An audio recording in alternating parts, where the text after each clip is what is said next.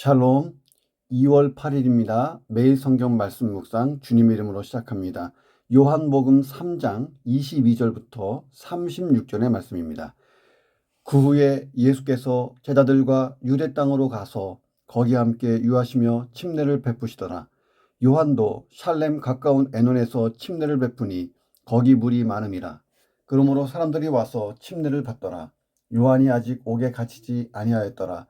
이에 요한의 제자 중에서 한 유대인과 더불어 정결 예식에 대하여 변론이 되었더니 그들이 요한에게 가서 이르되 랍비여 선생님과 함께 요단강 저편에 있더니 곧 선생님이 증언하시던 이가 침례를 베풀매 사람이 다 그에게로 가더이다. 요한이 대답하여 이르되 만일 하늘에서 주신 바 아니면 사람이 아무것도 받을 수 없느니라. 내가 말한 바 나는 그리스도가 아니요 그의 앞에 보내심을 받은 자라고 한 것을 증언할 자는 너희니라. 신부를 취하는 자는 신랑이나 서서 신랑의 음성을 듣는 친구가 크게 기뻐하나니 나는 이러한 기쁨으로 충만하였노라. 그는 흥하여야 하겠고 나는 쇠하여야 하리라 하니라. 위로부터 오시는 이는 만물 위에 계시고 땅에서 난 이는 땅에 속하여 땅에 속한 것을 말하느니라. 하늘로부터 오시는 이는 만물 위에 계시나니 그가 친히 보고 들은 것을 증언하되 그의 증언을 받는 자가 없도다. 그의 증언을 받는 자는 하나님이 참되시다는 것을 인쳤느니라. 하나님이 보내신 이는 하나님의 말씀을 하나니 이는 하나님이 성령을 한량없이 주심이니라. 아버지께서 아들을 사랑하사 만물을 다 그의 손에 주셨으니 아들을 믿는 자에게는 영생이 있고 아들에게 순종하지 아니하는 자는 영생을 보지 못하고 도리어 하나님의 진노가 그 위에 머물러 있느니라. 아멘. 자, 오늘 본문을 보면 침례 요한의 예수에 대한 증거자로서의 침례 요한의 자세 이런 것들을 보도하고 있습니다. 자, 예수님이 초기 유대 지역에서 사역할 때 일어났던 일이고 요한이 헤롯 안디바에 의해서 투옥되기 전에 있었던 사건의 내용입니다. 자, 이런 내용 가지고 본문을 묵상합니다. 첫 번째, 끝까지 충성하는 자세. 이것이 주의 일꾼의 가장 아름다운 모습입니다. 끝까지 충성하는 자세. 주의 일꾼의 가장 최고 아름다운 모습은 끝까지 충성하는 자세. 자, 예수님은 제자들과 유대 땅으로 가셔서 함께 유하시면서 침례를 베푸셨습니다. 자, 그런데 23절을 보세요. 요한도 샬렘 가까운 에논에서 침례를 베푸니 거기 물이 많음이니라. 그러므로 사람들이 와서 침례를 받더라. 자, 24절에 보면 요한이 아직 옥에 갇히지 않았다. 이렇게 증거하고 있습니다. 자, 이것은 침례 요한이 예수님에 대하여 사람들에게 증거를 한 후에 자, 세상 죄를 짓고 가는 하나님의 어린 양이다. 저분이 그리스도다. 이렇게 다 증거한 후에 옥에 갇히는 날까지 계속해서 자기의 일을 계속하고 있었다는 것을 증거하는 거예요. 그분, 메시아의 길을 예배하는 그 일을 명령하신 분이 하나님이시기 때문에 하나님이 너 사역 끝났다, 그만해라 할 때까지, 그 말씀 하실 때까지 중단하지 않았다 하는 거예요. 그만해라 할 때까지 계속하는 거예요. 자, 운동장에서 경기하는 선수들은 심판의 종료 휘슬이 울릴 때까지 경기에 열중해야 되는 거예요. 경기가 끝나는 시간을 울리는 것은 심판이 할 일이에요. 축구 경기 보면 누수 타임이라는 게 있어요. 전간판의 시계와 관계없이 시간이 끝나서도 주심의 휘슬이 울려야 경기가 종료됩니다. 그러니까 주의 일도 똑같은 거예요. 우리는 가끔 이런 생각해요. 내가 이만큼 할 만큼 했다. 회장도 이만큼 했고 마을장도 이만큼 했고 목자도 이만큼 했고 이만큼 했으면 충분하다 하고 나 스스로 임의로 판단해서는 안 된다는 거예요.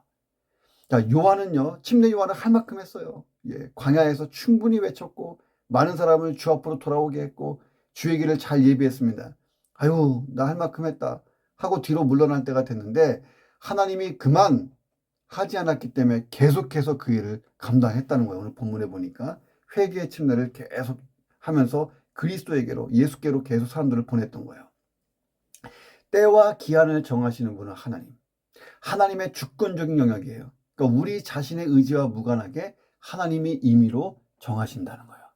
자, 어떤 사람들은 주변 사람들이 너무 애석하게 생각하고 아깝다고 생각하고 안타까워할 정도로 다른 일을 일찍 마치기도 해요. 목회를 일찍 마치는 사람도 있고 어떤 사역을 일찍 끝내는 사람도 있습니다. 선교지에서 일찍 돌아오시는 분도 있고 심지어는 너무 일찍 하나님 앞으로 가는 분도 있어요. 자, 어떤 이들은 아주 오랜 기간에 걸쳐서 사역하기도 합니다. 자, 그런데 그걸 주관하시고 정하시는 분은 하나님이에요. 그러므로 우리가 할 일은 뭐냐면 달리는 거예요. 그만할 때까지. 자, 신앙과 인생의 경주자로서 운동장에서 다름질하는 우리는 주님이 너 그만 쉬어. 여기까지야. 라고 말씀하시는 순간까지는 최선을 다하는 거예요. 하나님이 맡은 자들에게 구하는 것은 그래서 충성인 것입니다. 일을 맡기신 분이 원하시는 대로 하는 것, 사는 것, 이게 우리의 할 일이에요. 성도 중에서 적지 않은 사람들이 내가 이만큼 충성했으니까 나는 이제 좀 은퇴하고 안식하고 쉬어도 될 거라고 생각해요. 자, 그런데 그건 바람직한 태도가 아닙니다. 우리 모든 성도는 주님이 우리의 영혼을 거두시는 그 순간까지 내 가진 달란트 가지고 열심히 살아가는 거예요. 내 사명이 끝나는 날 나의 생명도 같이 끝나면 얼마나 좋겠어요. 그렇지 않겠어요? 아직 경기가 계속되고 있는데 선수가 임의로 경기장 밖으로 나가면 어떻게 되는 거예요? 그는 상급을 못 받는 거예요. 오히려 부끄러움을 당하죠. 예, 법칙을 어겼으니까. 자, 우리는 일이 잘 되고 형통할 때, 하는 일마다 막히고 여러 가지 어려움이 따를 때, 그 언제라도 임의로 내가 사역의 현장에서 신앙의 경기장을 마음대로 벗어나는 일을 해서는 안 된다는 거예요. 나를 일꾼으로 세우신 하나님을 무시한 행위고 하나님의 권위에 도전하는 일이 될 수 있습니다.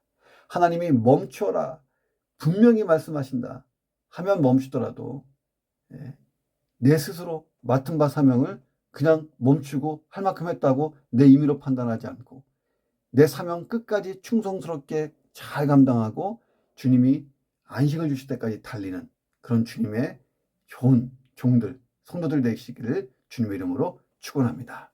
두 번째, 자기를 부인할 때 이기심이라고 하는 지배를 받지 않는다는 거예요. 침례 요한의 제자들이 이런 보고서를 냈어요. 선생님, 랍비여, 선생님과 함께 요단강 저편에 있는 이 곧 선생님, 즉 선생님이 증거하시던 그분, 그 그리스도라고 하는 예수라고 하는 분이 침례를 베푸니까 사람들이 선생님에게서 다 저분에게로 몰려갑니다. 자, 이런 보고를 드리는 제자들의 마음에는 불안과 염려가 가득 차 있었어요. 사람들이 예수님에게로 몰려간다. 예수님의 인기가 높아지는 거고 반면에 당대 최고의 인기를 누리던 요한의 인기가 점점 시들어지는 것을 의미하는 거예요. 예수의 세력은 강화되고 침례 요한의 세력은 약화되고 그러니까 제자들 입장에서 불편하고 원망과 또 불안과 염려가 터져나오는 거예요. 그들은 자기들의 스승인 요한의 대중적인 지지 기반이 약화되는 것이 불편한 거예요. 조금도 원하지 않았어요. 자, 그것은 자기들의 입지도 관련되어 있으니까 할 수만 있으면 막고 싶었어요. 자, 침례 요한의 제자들은 하나님의 계획이나 목적보다 인간적인 신뢰가 더 중요하고 이기심에 따라서 행동하는 모습을 성경이 좀 보여줍니다. 자, 교회 안에서 야기되는 대개의 분쟁을 가만히 보세요. 왜 교회 안에서 서로 험담하고 싸우고 이게 대립할까? 이런 동기를 가지고 있기 때문이에요. 이기심, 사람 중심.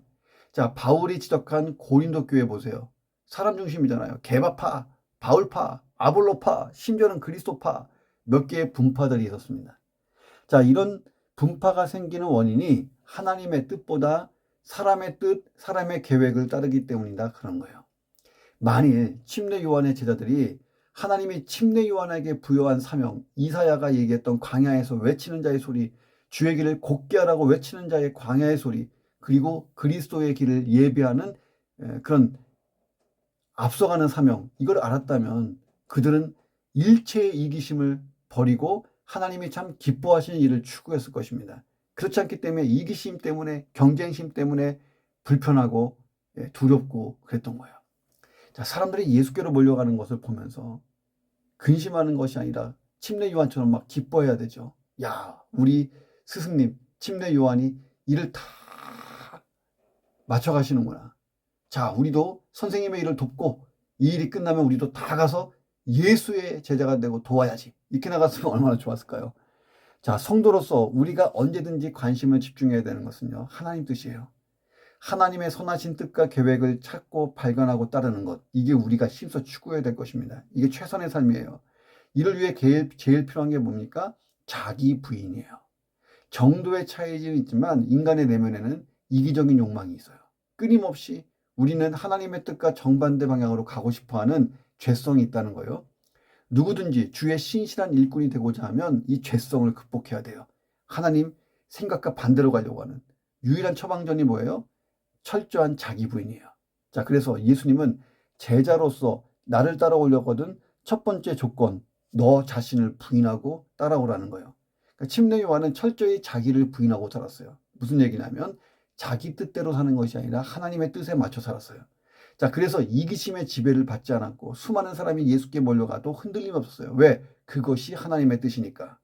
그리고 자기의 사역을 하나님이 그만하라고 할 때까지 계속하고 완수한 것입니다.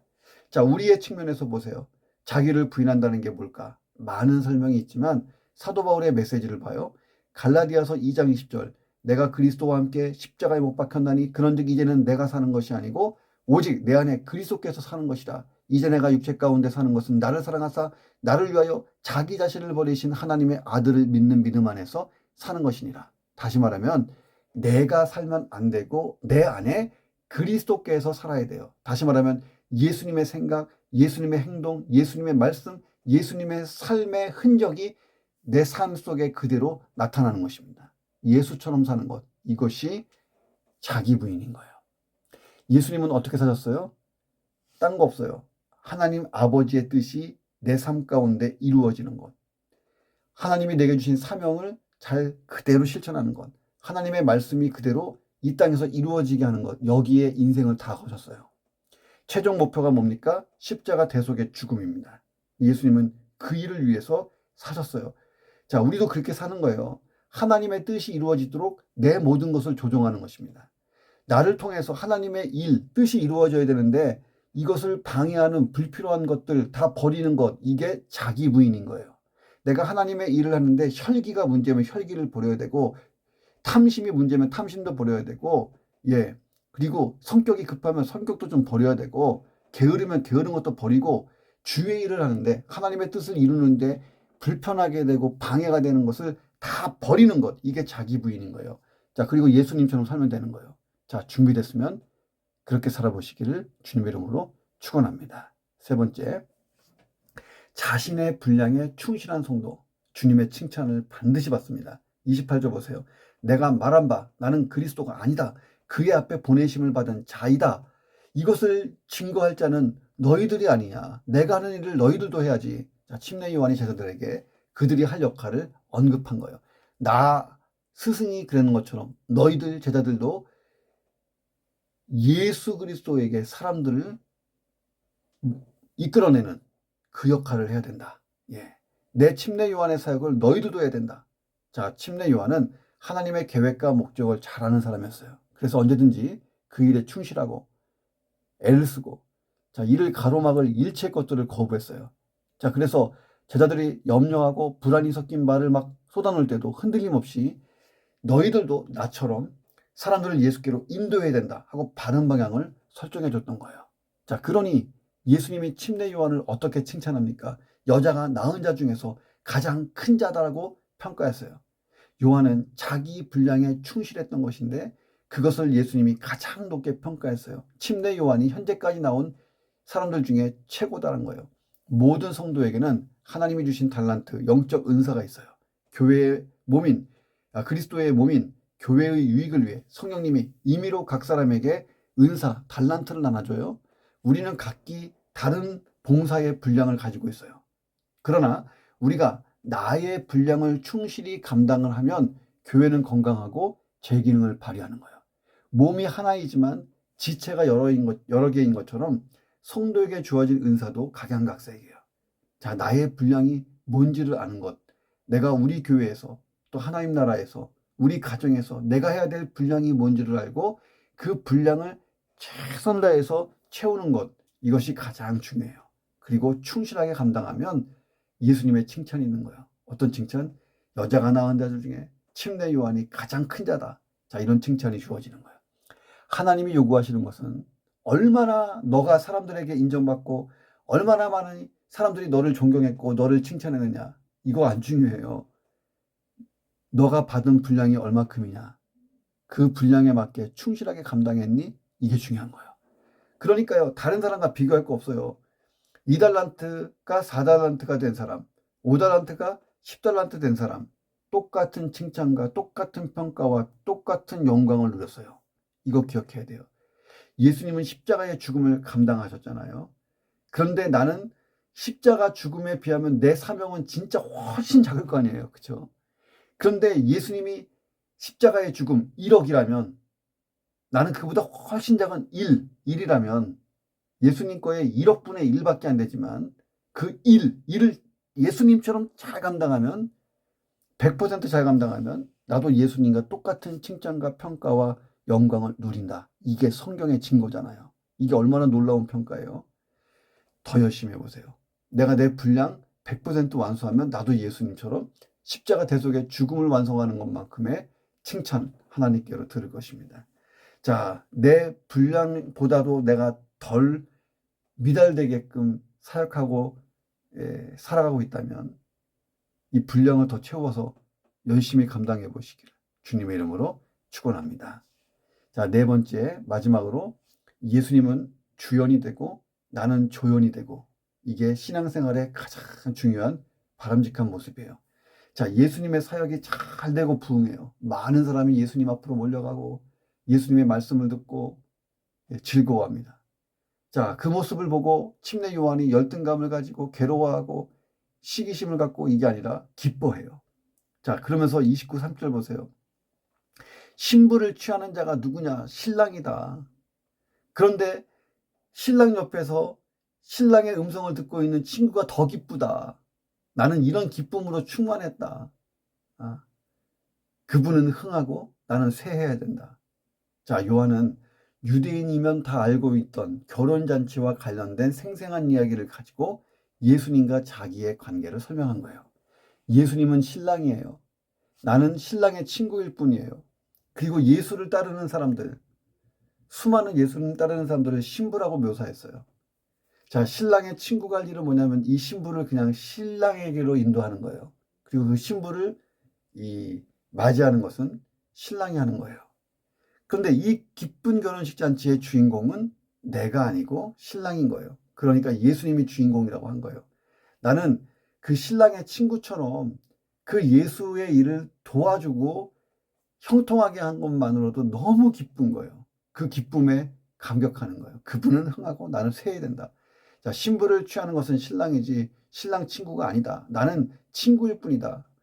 많은 사람이 예수께로 몰려가고 있다. 나는 그 신랑 친구의 역할을 잘하고 있는 것이다. 아주 바람직한 것이다. 이렇게 얘기하는 거예요. 여러분, 이 내용이 이해가 되십니까? 신랑의 친구로서 신부와 신랑을 연결해주는 역할을 감당하는 것. 이걸로도 충만한 기쁨이 있는 거예요. 자기 존재의 목적. 지금 내가 그 일을 잘하고 있다는 것. 왜? 더 많은 사람이 예수께로 몰려가니까. 그래서 할렐루야. 너무 기쁜 거예요. 자, 그리스도의 길을 잘 예배하고 그 예수 그리스도가 사역을 힘차게 펼치실 때 나는 조용히 무대 뒤로 물러가는 것. 이것이 침례 요한의 사명이었어요.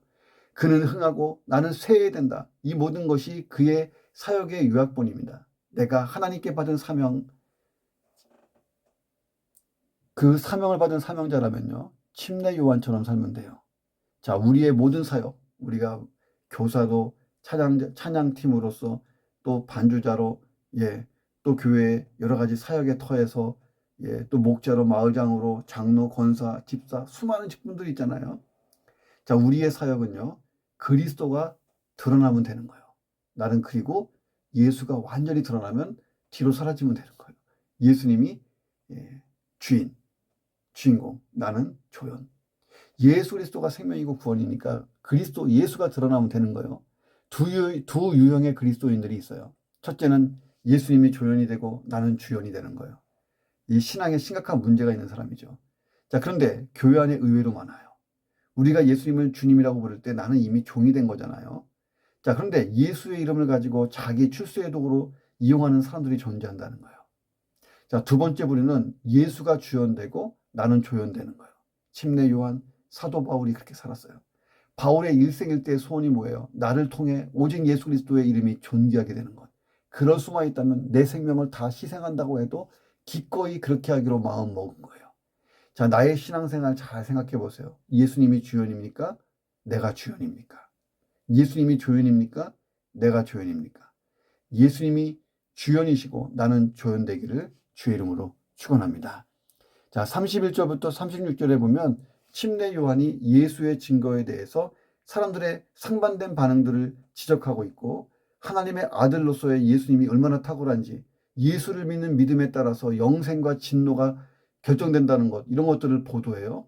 학자들에 따라서는 이 부분이 침례 요한의 증언이 아니고 요한복음을 썼던 사도 요한이 침례 요한의 그 입을 빌어서 신학적 해석으로 썼던 것으로 보기도 합니다. 자, 이게 침례 요한의 증언이든 사도 요한의 증언이든 간에 중요한 게 아니고 내용을 보면 예수에 대한 믿음, 예수에 대한 순종이 영생과 영벌을 결정한다라고 하는 진리예요. 자, 이 부분은 제가 아까 전에 그 니고데모 이야기를 쭉 끌어오면서 다 했기 때문에 이 부분은 그냥 읽고 넘어가기만 하겠습니다. 자, 기도합니다.